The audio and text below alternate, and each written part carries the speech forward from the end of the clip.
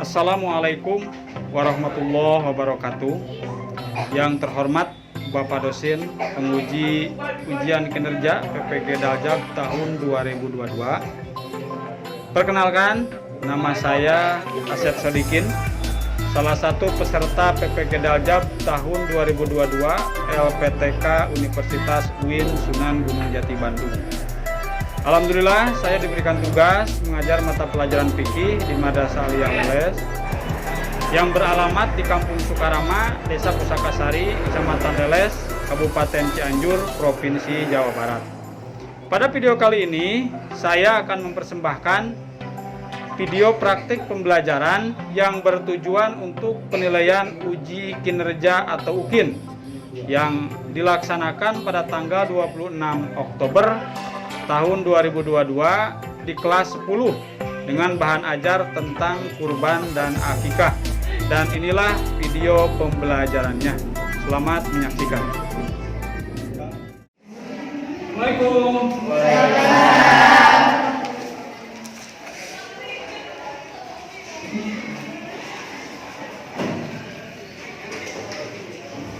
Selamat pagi anak-anak. Bagaimana kabarnya hari ini? Sehat? Kelihatannya sangat ceria sekali ya untuk hari ini. Dan alhamdulillah pada pertemuan kali ini kita dalam kondisi sehat ya. Yang kedua, dalam kondisi mempunyai optimisme yang sangat luar biasa hari ini. Dan mudah-mudahan untuk materi kali ini pun mampu kalian serap. Juga mampu bukan hanya materi ya, ini mungkin bisa dilaksanakan nanti di lapangan. Oke, sebelum dimulai kita berdoa dulu agar belajar kita hari ini berkah, agar belajar kita mendapat berkah dari Allah Subhanahu Wa Taala. Untuk seluruhnya berdoa mulai.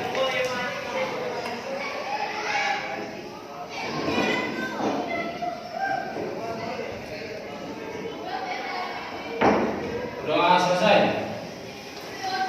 Oke, untuk selanjutnya kita absen dulu ya. Absen dulu. Yang pertama Al-Barok ada? Oh, nggak hadir ya? Kemana? Ada informasi nggak? Ada. Abdul Hakim? Iya. Terus ya. Ahmad Al-Pariji? Yang mana? Ada? Ada. Tuh. Selanjutnya Alwi Dwi Septian. Ada nggak? Ada. Tuh, agak hadir ya sekarang ini. Selanjutnya Syekh Munawar. Hadir yang mana? Oh siap, mantap. Syekh Munawar. Selanjutnya Ayu Saputri. Putri. Hah? Oh Saputri. Kemana ya Pak? Sengaja. Kita Saputri. Selanjutnya Denur Habibah. Yang mana? Sip. Ya. Oke, kelihatannya ini semuanya 80% hadir ya untuk pertemuan kali ini. Dan yang tidak hadir tolong nanti dikasih tahu supaya sekolahnya lebih rajin. Jangan sampai hadir nanti ketinggalan ya, pelajarannya ketinggalan. Yang hadir mohon ini ditingkatkan ya, supaya lebih giat lagi, terutama dalam memahami pelajaran. Oke, untuk pertemuan kali ini seperti biasa, Bapak akan mencoba di materi pelajaran fikih. Untuk pertemuan kali ini kita coba dengan materi kurban ya. Assalamualaikum warahmatullahi wabarakatuh. Lambat ini. Kemana dulu nih? Oke. Hari ini kita akan coba ya materinya tentang materi kurban. Kita dulu isi yang ini. Oke. Di materi kali ini sekali lagi kita mencoba materi kurban. Pernah ada yang tahu nggak kurban itu apa?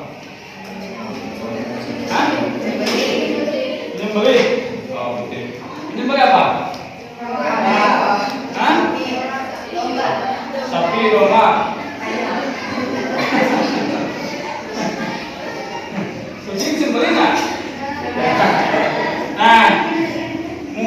setidaknya kalian sudah pernah tahu ya, sudah pernah melihat, bahkan mungkin beberapa tahun ke belakang orang tua kalian pernah berkurban.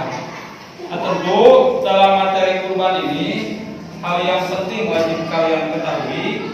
Yang pertama, kaitan dengan kurban harus memahami tentang pengertian kurban ya. Karena seseorang bisa akan mampu dan mudah beribadah kalau paham pengertiannya, juga paham tujuannya, paham nilainya. Contoh kecil saja, kita misalnya melaksanakan A, kalau sudah paham apa yang harus kita kerjakan. Kalau sudah paham, ya dari mulai 1 sampai 3 sampai Z-nya kita bisa melaksanakan. Begitu juga dengan kurban ya. Maka kurban ini akan kita bisa lakukan ketika kita paham makna dan arti dari kurban itu sendiri. Yang pertama, kurban menurut bahasa berasal dari kata merubah ya, yang berarti dekat. Jadi secara bahasa atau secara hukum atau secara etimologi yang dalam bahasa kerennya, secara bahasa bahwa kurban itu artinya adalah dekat, semakin dekat gitu ya. Dan tentunya dalam hal ini bukan hanya dekat-dekat saja, tujuannya adalah dekat dengan Allah Subhanahu Wa Taala. Jadi kurban, menyembelih kurban itu adalah semata-mata hanya mendekatkan diri kepada Allah. Nah, itu yang harus kita ketahui ya. Jangan sampai hanya makan dagingnya saja, esensi dari pengertian itu kita nggak paham. Nah, pengertiannya adalah dekat. Atau istilah lain, menurut syariat ya, menurut syariat Islam, bahwa kurban itu berarti hewan yang disembelih dengan niat beribadah untuk mendekatkan diri kepada Allah dengan syarat dan waktu tertentu, disebut juga dengan udhiyah. Dalam bahasa kitab kuning, bahwa kurban itu ada udhiyah ya. Udhiyah itu artinya penyembelihan hewan kurban. Sama istilah-istilahnya sama. Nah, kalau kita simpulkan dari pengertian saja bahwa kurban itu mendekatkan diri kita terhadap Allah Subhanahu Wa Taala melalui penyembelihan hewan. Itu dari isi pengertian. Nah, yang kedua, hukum kurban. Ada tidak dalilnya kurban ini? Gitu ya pertanyaannya. Jelas banyak ya. Kurban ini banyak dalil-dalil dalam Al-Quran, dalil-dalil dalam hadis. Bahkan dalam surat Al-Kautsar pun dijelaskan, Inna a'udzubillahi minasyaitonir rajim, bismillahirrahmanirrahim, Inna a'toina kal kautsar, fasholli li rabbika wanhar. Itu Allah Subhanahu Wa Taala dalam pengertiannya adalah memberikan surga Al-Kautsar ya, tapi tidak diberikan. Tidak hanya diberikan, lalu ditebus dulu dengan apa? Fasholli dengan sholat, kedua wanhar dengan berkurban. Jadi jelas ya banyak.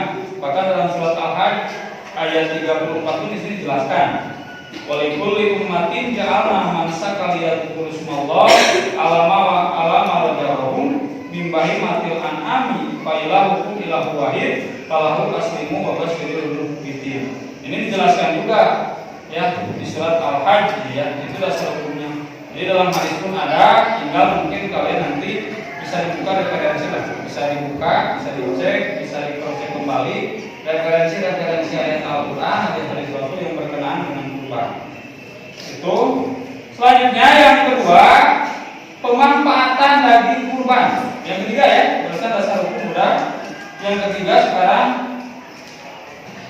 yang ketiga adalah latar belakang. Latar belakang terjadinya ibadah kurban. Ini jelas sesuatu amal ibadah yang diperintahkan Allah terhadap kita semua tidak akan terjadi tanpa latar belakang. Misalnya ada historisnya. Contoh sholat kenapa ada? Karena ada sejarahnya, ada historisnya. Begitu juga dengan kurban. Kenapa ada syariat kurban? Karena ada latar belakang sejarah yang membuktikan bahwa terjadi kurban. Pada waktu itu dalam Al-Quran telah terdokumentasikan ya secara nyata. Yang pertama yaitu ketika zaman Nabi Ibrahim. Tahu kalian Nabi Ibrahim? Tahu. Yang mana? Saya juga nggak tahu. Ada yang tahu Nabi Ibrahim nggak? Hanya nama ya.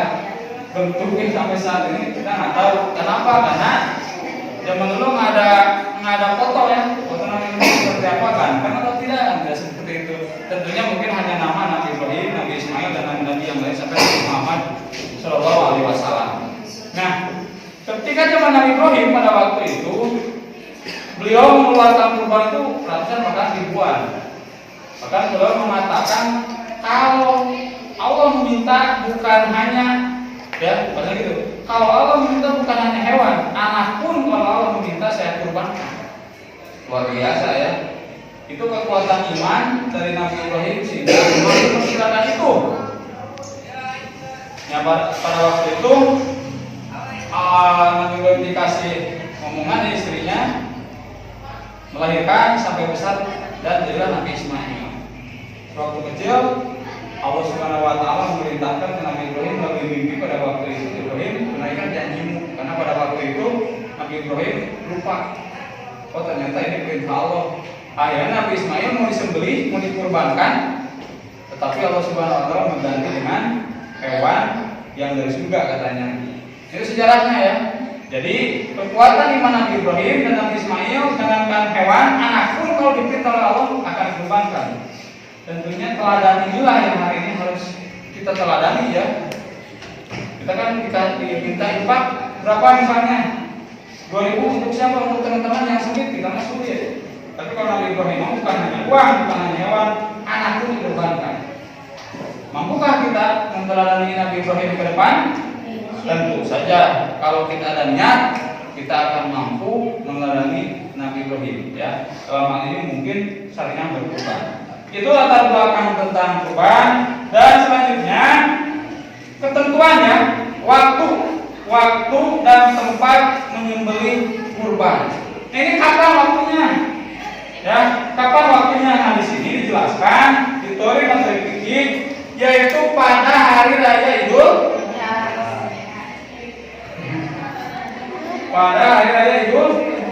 Adha Fitri. Kalau hari raya Idul Fitri apa? Hari raya Lebaran setelah berpuasa 1 bulan. Kalau hari raya Idul Adha adalah peringatan hari raya besar, hari raya haji, di mana tanggal 10 bulan berapa? Ada yang tahu? Hah? Tanggal berapa? Tanggal 10 bulan Dzulhijjah. Betul ya. Jangan sampai tanggal 10 bulan Muharram, bukan itu. Tanggal 10 bulan Dzulhijjah. Kalau istilah Sunda bulan Raya Gung, gitunya. Nah, padahal itu 10 bulan Dzulhijjah. Satu itu yang kedua, waktunya adalah tanggal 11. Tanggal 12, tanggal 13 Dzulhijjah, itu disebut dengan hari tasyrik. Jadi nggak sembarangan. Saya mau menyembelih tanggal 1 Muharram, mau kurban, kan itu bukan kurban. Bulan Safar, sembelih lagi kurban, bukan kurban. Karena kurban hanya dilakukan tanggal 10, 11, 12, 14, 13, 14. Kemarin ya, 10, 11, 12 dan 13. 13 itu baru di sana bisa dilaksanakan berkurban. Tuh ya. Dan selanjutnya apa hikmah dari berkurban ini? Wah jelas banyak ya hikmah dan manfaatnya. Yang pertama, bagi yang berkurban ini, contoh misalnya saya berkurban atau kalian misalnya berkurban, dari siapa? Saturi atau Saputri ya. Dari Saputri berkurban misalnya, manfaatnya satu. Untuk Saputri ya, kalau beliau berkurban menambah kecintaan kepada Allah Subhanahu wa taala. Kan jelas kita mengorbankan kambing itu wujud cinta kita terhadap Allah. Yang kedua, menambah keimanan dan ketakwaan kepada Allah Subhanahu wa taala. Selanjutnya menunjukkan rasa syukur kepada Allah Subhanahu wa taala, mewujudkan tolong-menolong, kasih mengasihi dan rasa solidaritas. Jelas ya. Dengan adanya daging kurban, kita punya daging berbagi dengan orang-orang yang tidak punya daging. Bayangkan, biasanya yang tidak makan daging dikasih 1 kilogram daging, bagaimana rasanya? Senang sekali. Karena mahal kan ya, yang namanya daging domba itu daging sapi. Daging sapi sekarang berapa harganya? 120 kan? Ini dapat gratis dengan boleh berkurban. Nah, inilah nilai solidaritas inilah yang mampu mengangkat tali silaturahmi kasih mengasihi. Itu hikmahnya ya. Nah, bagi secara umum hikmah berkurban ini memperkokoh, mempererat saat silaturahmi sarana ibadah kurban melibatkan semua lapisan masyarakat kelas. Kalau misalkan di kampung-kampung atau di kota-kota itu kan ada panitianya, yang kurban siapa, yang kurban diserahkan ke panitia, kemudian dibagikan, ada sekian on, sekilo bahkan berapa pun. Itu lebih bagus. Kenapa? Karena pertama untuk memilih, yang kedua terjalin silaturahmi, terjalin ikatan kasih sayang ya di praktek kepada kurban ini. Mungkin anak-anak sekalian, itulah materi kurban secara sederhana. Nanti kalian bisa baca-baca di perpus, bukunya ada ataupun ada referensi lah di browsing Google ya. Karena sekarang mudah untuk memahami materi, tinggal kita ada pemahaman. Dan mudah-mudahan mungkin materi ini bukan hanya dibahas secara teori ya. Ke depan mungkin kalian punya optimis untuk bisa berkurban di tahun depan ya. Amin ya Allah ya Rabbal alamin. Terima kasih atas waktunya, mohon maaf. Dan silakan untuk tugas-tugas yang Bapak kemarin sampaikan diisi dan nanti dikumpulkan. Terima kasih. Assalamualaikum warahmatullahi wabarakatuh.